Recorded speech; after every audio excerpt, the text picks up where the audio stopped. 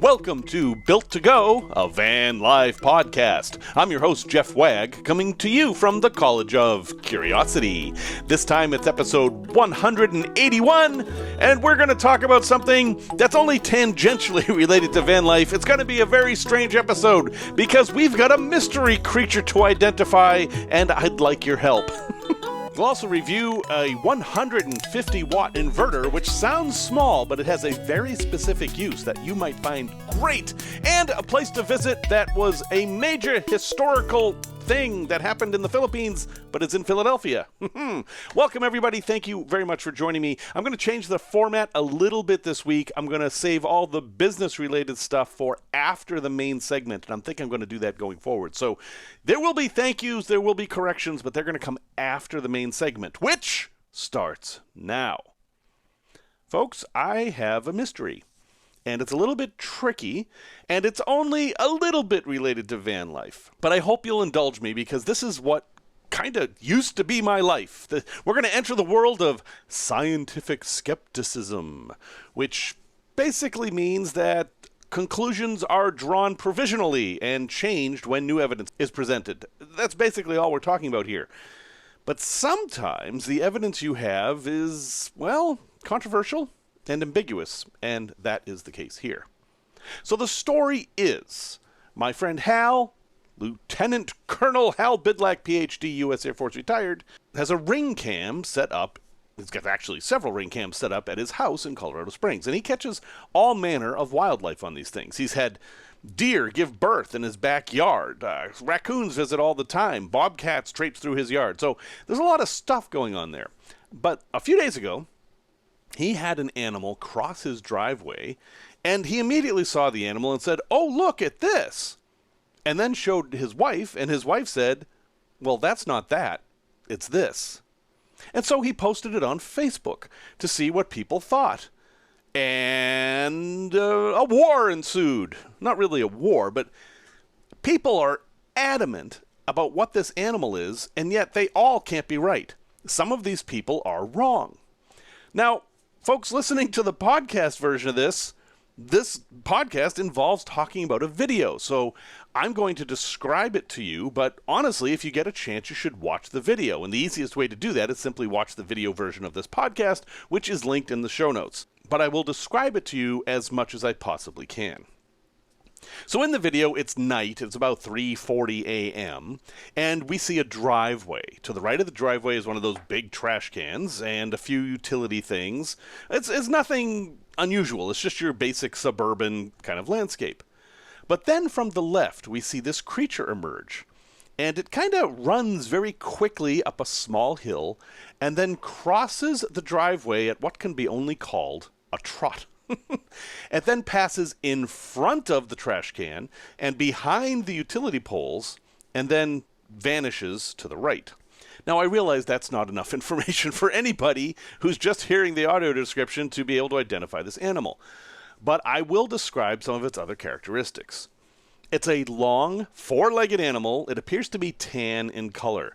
It has a long tail that some see as bushy and others see as thin. The tail appears to have a black tip. The animal appears to have what are called socks, 4 black socks on its feet. That is, its feet are black where its legs are tan. And it seems to have a smallish head. But we're talking about a security camera here. And this is very important. Security cameras distort things terribly for a number of reasons. For one thing, it's a wide-angle lens, a fisheye lens. That means things are distorted all over the place because it's trying to capture as much stuff as possible. Fish-angle lenses aren't for detail, they're for having the widest field of view, and that makes sense in a security situation. It's not great for identifying wildlife. Also, being that it's a security camera, it is using ultra-compressed video. And the type of compression it uses is the type where pixels are only updated on the screen when the device detects a change there. So any one frame of the video can be pixels that were recorded 5 seconds ago, or just now, or 20 seconds ago, or whatever, you don't know. And that creates all kinds of strange artifacts. So we're dealing with imperfect, ambiguous data here. But the thing that's fascinating to me is how sure people are of what they're seeing. Now, folks watching the YouTube video, at this point, I would like to know what you think you see. And go ahead and put in the comments what you see at this point. And so for the benefit of people who can't see the video, some people think it's a mountain lion. And other people think it's a fox. Now, the curious thing about that is that foxes and mountain lions don't really look that much alike. I mean, well, they kind of do, I guess. They both have 4 legs, they both have a tail, they both have ears that stick up. They're both sort of a tannish, reddish color that could look the same under security camera lighting. And they're both found at night, and they're both found in Colorado Springs. So, why are people so sure it's one or the other? It's fascinating, the answers they give. Here are some of the arguments for the folks who say it's a fox. They say it walks in a way that's not cat-like. It's a trot. The best way I can describe it is a trot. It's not technically a trot in the way horses trot, where they lift their feet real high, but it looks like a trot to me. So foxes do that, cats don't, according to the fox proponents. So that's one clue. Another thing is that foxes have black feet and big cats don't, and it looks like there are black feet in this video. Okay, another one for Team Fox. Also, foxes are more common than mountain lions. You're more likely to see a fox in your yard than a mountain lion, and there's the old adage that when you hear hoofbeats, think horses. So when you see a tannish 4-legged animal cross your driveway, you should probably think foxes first. So that settles it, right? It's a fox. Well, no, because the people who think it's a large cat say it walks like a cat. It's kind of fascinating. We have people, all of whom own cats. I actually sent this video to hundreds of people and got all kinds of responses. And I asked if they own cats or not. It didn't matter. Whether you chose fox or cat doesn't matter if you owned a cat or not. So that wasn't it. But there are people who swear cats don't walk like this and foxes do, and people who swear this is exactly how a cat walks. So I don't know. It appears to be larger than a fox, but it also appears to be smaller than a cougar. So we know that cougars grow, and they start off as little kittens, and then they grow bigger. So that's an argument in favor of cougar, because you're much more likely to see a juvenile cougar than a monstrous-sized fox. Also, and this is interesting, the cougar people say that the tail of the cougar has a black tip at the end, as does the animal we see in the video. Whereas red foxes, the common kind of fox in the United States, has a very white, bushy tip. And this animal clearly doesn't have that. However, there is an animal called the gray fox, which is less common, but found in Colorado, that does indeed have a black tip on its tail. So that sort of says, okay, maybe it's Team Fox again, except that they're an animal that is still on the smallish side. And then you're talking about an animal that's maybe even more rare than mountain lions, or somewhere in the ballpark. They're not anywhere near as common as red foxes. So what do we do with this? We have people seeing this video and being absolutely sure that the other side is wrong.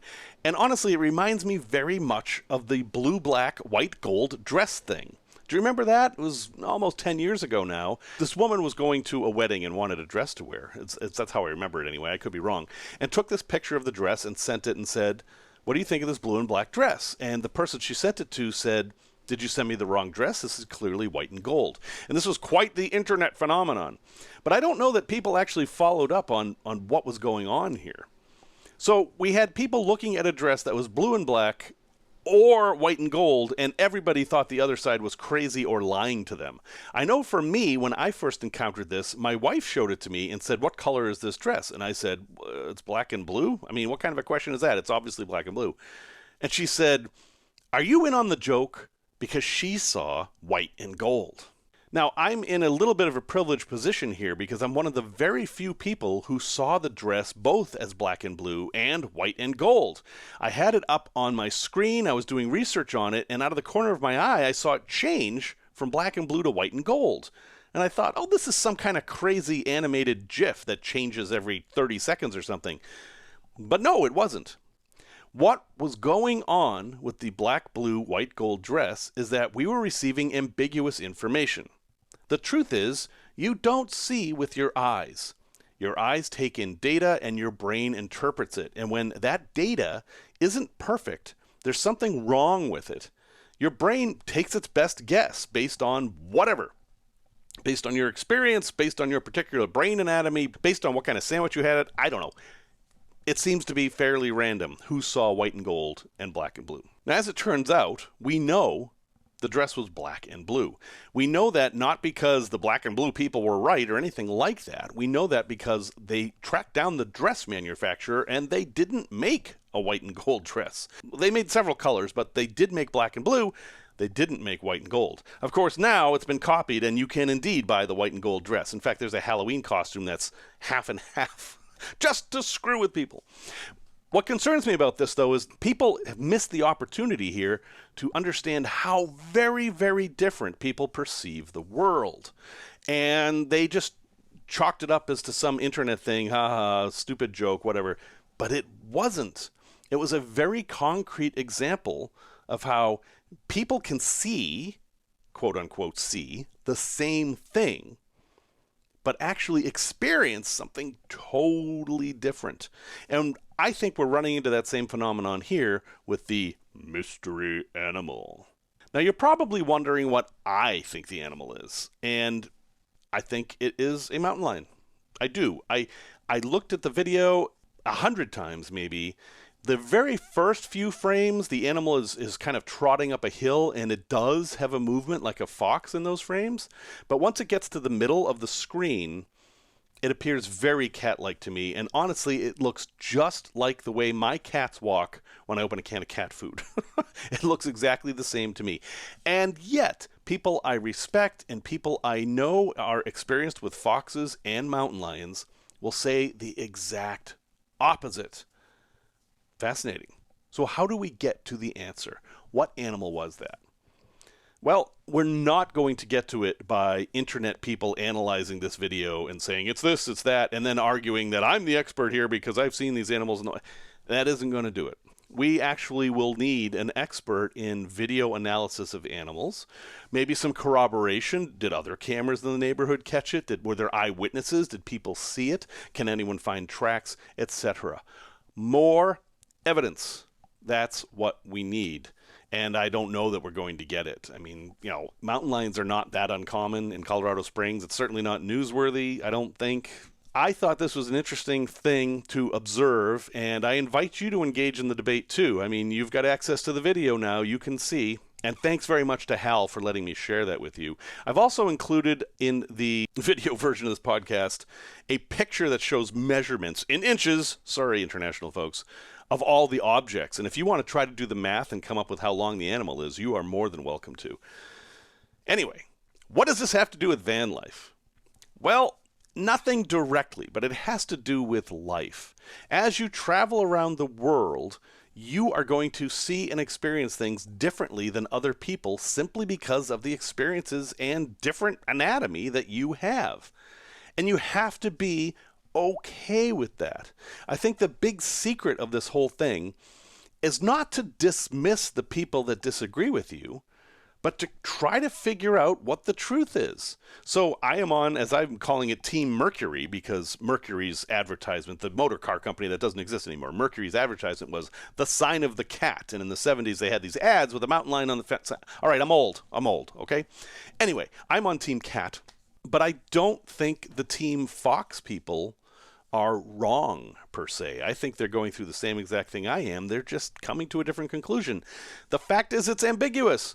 We don't know for sure. And doubling down on your absolute surety on something that's ambiguous isn't a great strategy. I think you're going to lead a much happier and much more interesting life if you ask questions first and draw conclusions later. And I just might have a sticker that shows that idea. And if you visit buymeacoffee.com/built-to-go and you want one of these stickers, make a donation, send me your address, and I will send you one of these stickers if you live in the US or Canada. How's that for a segue, huh? That was as good a segue as any two-wheeled vehicle with people wobbling on it could ever be. There you go, folks. I know it's a little bit of a departure, but I thought it was kind of interesting, and it was stuck in the back of my head, and honestly, it was interfering with me being able to prepare for this podcast. So now it's out of my system, and now we can get back to business. Okay, speaking of business, let's talk about the business stuff. First, a big thank you to people who have bought me a gallon of diesel. Kent, Karen, Lance, and Kent. Kent again. Kent, you are our regular. Thank you so much. I really appreciate it. Thank you to all of you. If you are interested in supporting this program, podcast, video, whatever, go ahead and go to buymeacoffee.com/built-to-go, and you can buy me a gallon or two of diesel, and I will totally appreciate that. Because of this, there are no ads on the podcast version of this show, and I really like that. And I hope to actually get someday where I can do that with YouTube, but I'm not quite there yet. So thank you guys. Now, before we continue, I have to bring up a correction that was sent to me, and I thought it was very important. This was from a gentleman by the name of Brian, and I'm just going to read the email he sent because he summed it up very nicely. And it's about tire rotation. If you remember in episode 179, I talked about tire rotation and I equated it to a money problem. Do you want to spend the money to rotate your tires, or do you just want to replace them when they need replacing, which is the better proposition? And I basically came out in favor of not rotating your tires, but I missed some stuff that was very important. So here's what Brian says. Hello, just wanted to bring up some info regarding episode 179. The info you provided was almost good. However, very important variables weren't mentioned. First of all, price. America's Discount Tire, a store that I don't have near me, but I've heard good things about them, across many states do free tire rotation as well as free flat repair. Also, the price of some tires, such as my mud terrains, are $300 each, and I would rather buy all at the same time, as they are more effective in off-road situations when all 4 tires have uniform wear. The next major variable you didn't mention was four-wheel drive vans that have solid axles will be more prone to death wobble if tires are not rotated. Death wobble can put excessive stress on shocks, steering stabilizers, ball joints, and can even cause a major accident. Last topic I thought of as I listened to this episode was all-wheel drive, such as my van. Now, side note here, four-wheel drive and all-wheel drive are actually very different things, and I should probably talk about that in a future episode here. But in this regard, four-wheel drive is kind of old-fashioned, you have a transfer case that you shift into, like an Econoline that has a 4x4 kit put on it, not like a Ford Transit with all-wheel drive. All 4 wheels move, but in different ways. Anyway, the transfer case on an all-wheel drive is happier when all tires are the exact same size and wear. Differences in tire diameter will cause friction and can lead to premature failure of the clutches within the transfer case. Please consider promoting tire rotation, as it not only might save damage to the vehicle, but also may prevent an accident. Doing tire rotations is also a great time to inspect for nails or screws. All right. I don't disagree with anything he said. I completely didn't think of that aspect of things, is that, yeah, four-wheel drive vehicles and even all-wheel drive vehicles, there's a lot going on there that's different than a two-wheel drive vehicle, and if your tires are different widths, it can affect how the vehicle handles. This is very dangerous. So if you have a Discount Tire near you and they can work on your van, this might be a great option. Anyway, thank you, Brian, for bringing that up. I'm sorry I didn't mention it in the original piece. I'm always happy to add more information as it comes.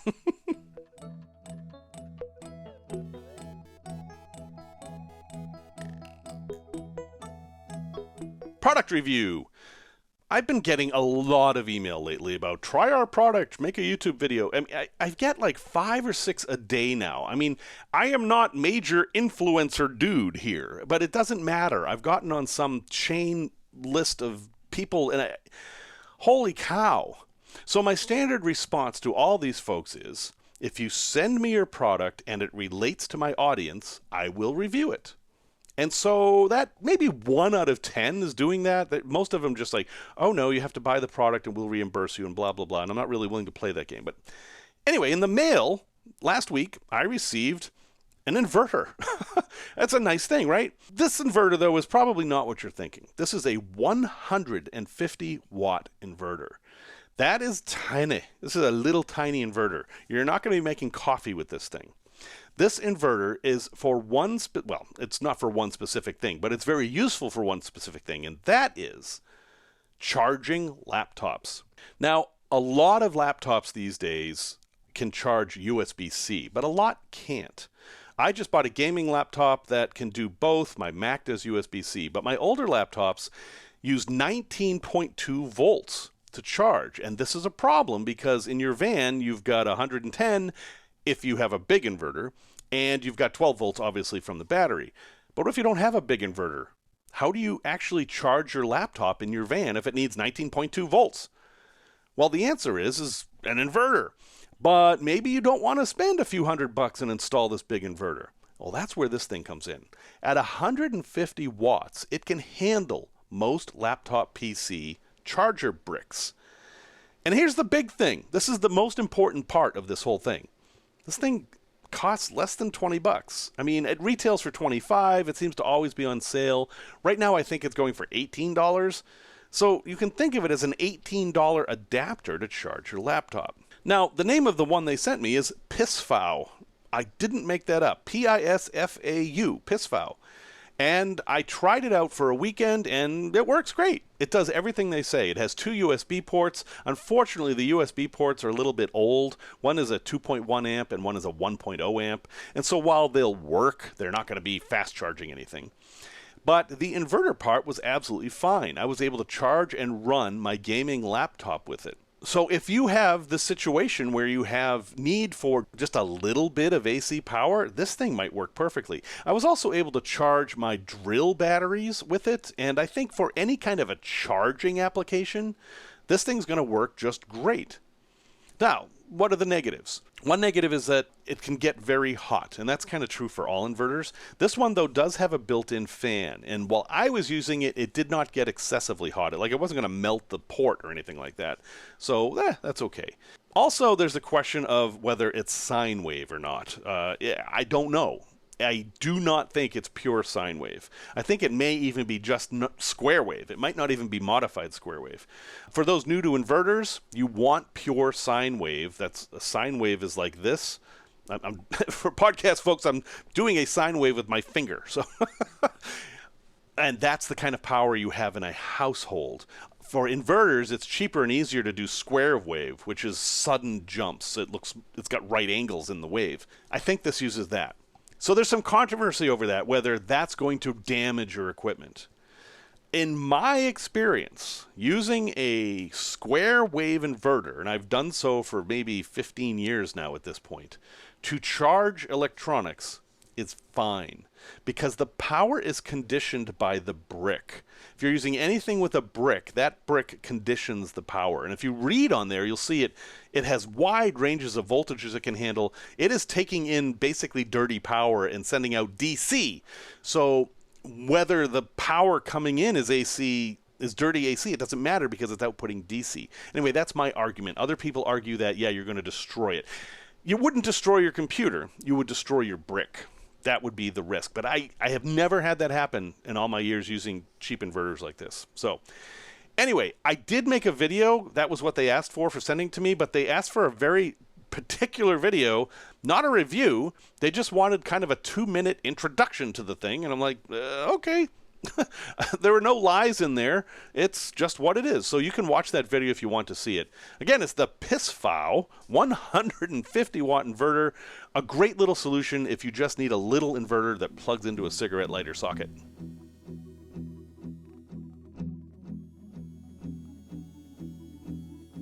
A place to visit. I went to this place a while ago, and it's still on my mind, and that is the Philadelphia Seaport Museum, which is right on the river in Philadelphia. They have a number of vessels there, but the one I am most interested in is the USS Olympia. That is USS Olympia C6, C being cruiser and 6 being the 6th hull used. And it was built in 1895. It is the oldest steel warship still afloat, according to them. I didn't verify that, but I have no reason to doubt them. This is the ship that sailed into Manila and completely eliminated the Spanish Navy, with some help from its friends. And Admiral Dewey stood on the deck and watched the Spanish Navy sink. It's that ship. In fact, on the deck of the ship, there are brass footprints where you can stand right where Dewey stood. You also get to see Dewey's toilet because, hey, you want to keep it real.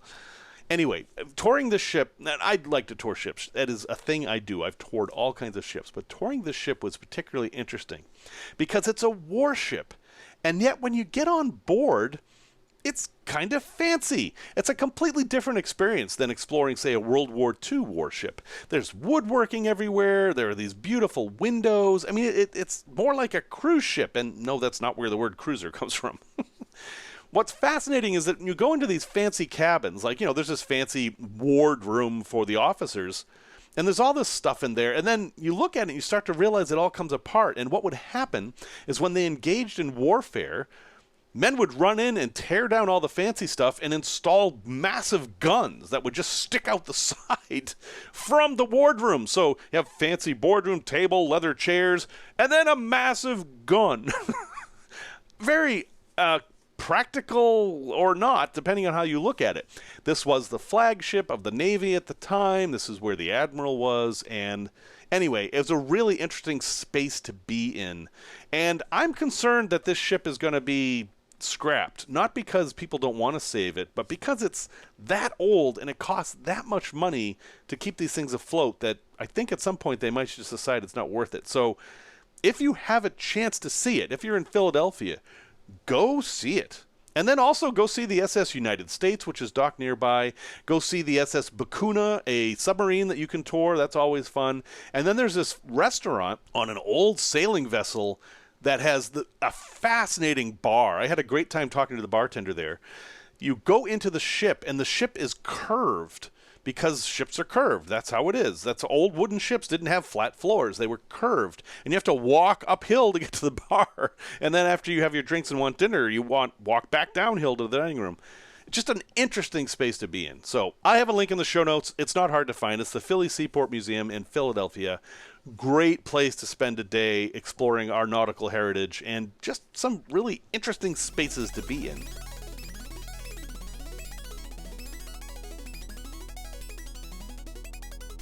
Tech Talk. Real quick tech talk here. I ran into this weird problem. I have two of those all-in-one quote-unquote solar generators, and I've talked about them a lot. One's an Awanfi, one is a Wacom. Who knows what that means?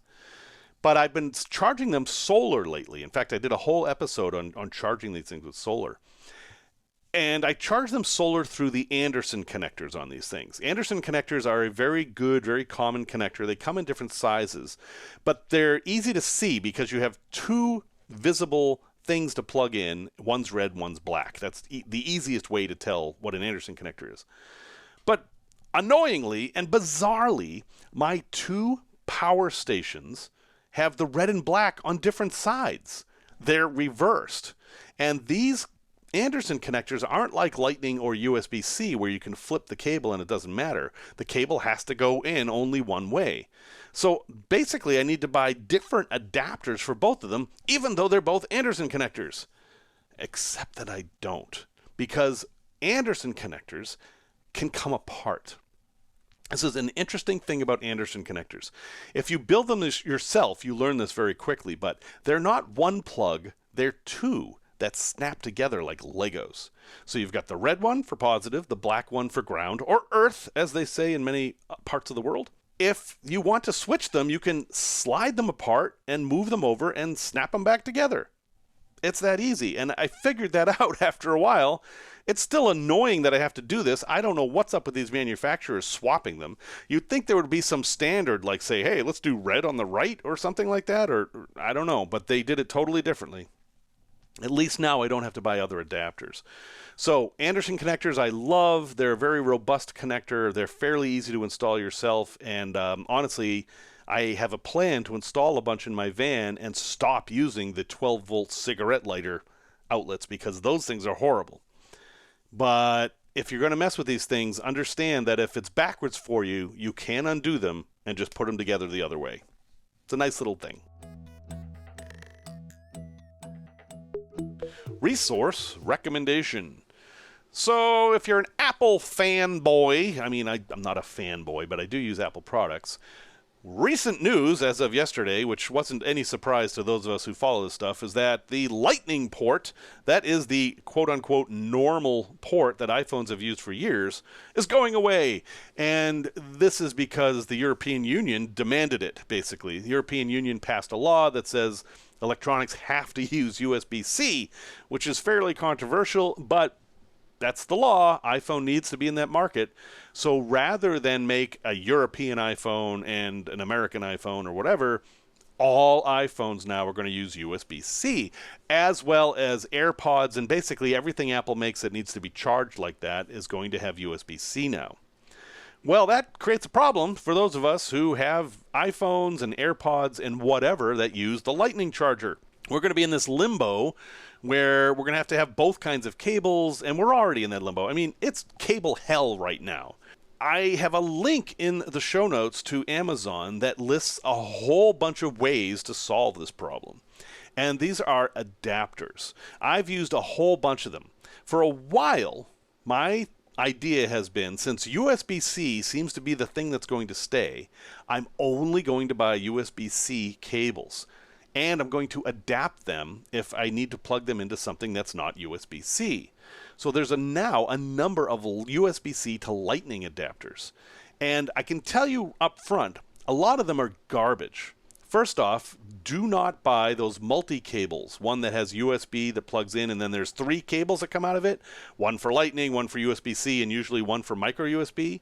I have bought many of those. In fact, I've recommended them on the show. I'm sorry. They work great for a week, and then they stop working, especially on the Lightning port. Actually, only. The Lightning port is what fails. That is not a good solution. Also, the hard adapters, where it's just a piece of plastic and you plug it into your phone and then you plug the cable into the phone, those aren't great either because they create this big cantilever that can damage the port. Basically, you're making a long, hard thing that's stuck in the port, and that gives a lot of leverage that can, make you just break the port or break the plug. The things that work the best, there are 2 that I like. One is a right angle adapter where the Lightning port goes into your phone and then it bends and then the USB-C goes in there. That changes the cantilever to a stronger angle, and I think they're a little bit safer. And then my personal favorite are these little tiny 3-inch cords that plug into your phone and then have a female USB-C, and you plug that in and you've got maximum flexibility. It's bigger, so it's easier to find when you need it, and 5 years from now, when we're all done with Lightning, maybe you can just get rid of the adapters and keep all your USB-C cords. Anyway, it's a problem that many of us are going to have to deal with. Those of you who are in the Android world are like, Apple, we've been using USB-C for years. Yeah, that is definitely an advantage of Android at this point. I still have to carry a mini USB port charger for my GoPro 3. I have to carry micro USB chargers for all sorts of things. So, I mean, it's still going to be cable hell for a while. But you got to start somewhere. And now is the time to only buy USB-C cables and adapt them. At least that's my take on things. Well, folks, thank you very much for listening to episode 181. Music is by Simon Wagg, as always. I am going to review this thing coming up in the future. It is Alien Tape. You may have seen this advertised. I'm doing a long-term study of this stuff. It's weird, but I actually think it might be good. So that'll probably be 2 episodes from now. But until then, remember the words of Dean Koontz, who said, "Holy men tell us life is a mystery. They embrace that concept happily. But some mysteries bite and bark and come to get you in the dark."